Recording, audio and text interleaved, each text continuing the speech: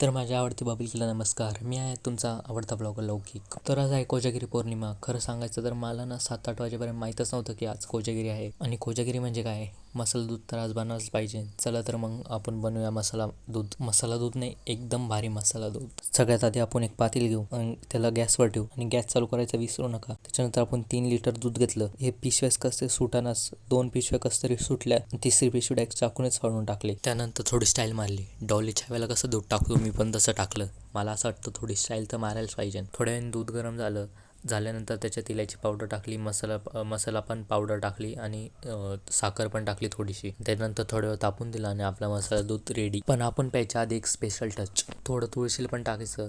त्यांनी स्वाद मस्त येतो आणि दूध अधिक पवित्रही होतं. तर आज पौर्णिमा आहे, तर आज बघा चंद्र पण वेगळा दिसतोय, एकदम सुंदर दिसतोय ना. कमेंटमध्ये नक्की सांगा की चंद्र कसं दिसतोय. त्याच्यानंतर थोडंसं दूध घरातल्या देवाला पण ठेवायचं आणि मग दर्शन घ्यायचे आणि ते दूध दुसऱ्या दिवशी प्यायचं. आणि हा, तुम्ही पण असं स्टाईलने मसाला दूध बनवलं आहे का? आणि बनवलं असेल तर कमेंटमध्ये नक्की सांगा. आणि हा, लाईक शेअर आणि फॉलो करायचं विसरू नका. चला तर माझ्या आवडते पब्लिकला बाय बाय.